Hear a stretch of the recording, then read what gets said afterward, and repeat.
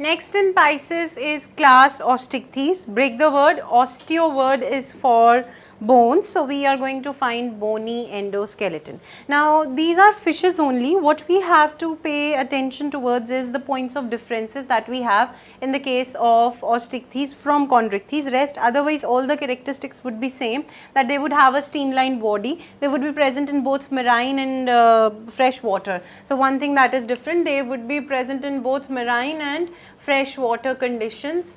We do have, you would see the example of pterophyllum, that is the angelfish you find in aquariums mostly.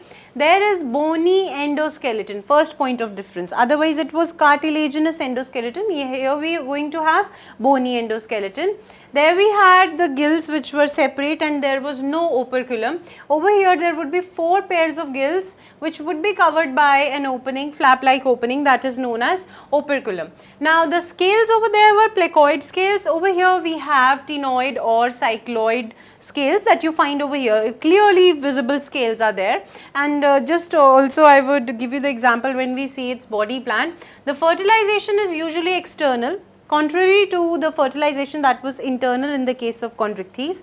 They are oftenly oviparous and development is direct. They lay eggs instead of giving birth to their young ones. Now there is another point of difference between class Osteichthyes that you have to remember is that the mouth over here lies terminal mouth. So that is another point of difference, that the mouth happens to be terminal.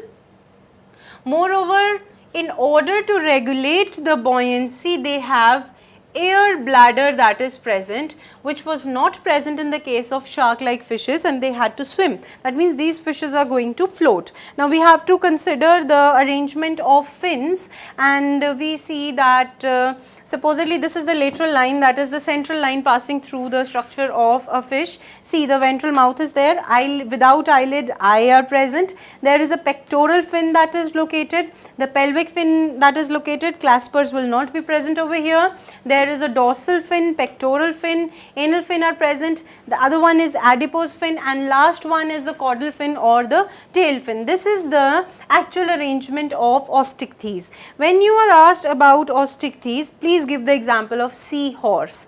Now what is seahorse? We often think that it must be some sort of insect or it would be a mollusk, and as the name is quite misleading, it is not a horse. Horse is a mammal. Seahorse is a fish, and the name for that fish is hippocampus.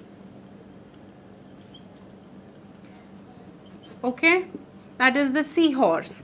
Then we have the example of Exocetus,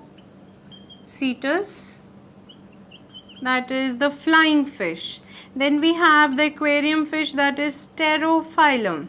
Then we have examples of betla, rohu, so many fishes are there, as many as you can count. So the fish, this class of Osteichthyes is going to have lot many examples. You need to learn these 3 and as many more you can according to your caliber of remembering things. So this is all about class Osteichthyes. What is important over here in this class is that you need to know the point of differences according to which the classes are being made. Which classes? Class Chondrichthyes and Osteichthyes. How the class Chondrichthyes fish would be different from Osteichthyes, we have seen those points, and the basic points whichever we are coming not discussing, like in the phylum non-chordates we used to discuss whether it is coelomate, it is triploblastic, symmetry. We are very much clear that this entire phylum chordata is going to have all those 4 characteristics. What we are paying attention to is that what are the higher levels of classification, higher characteristics that according to which the classification could be made.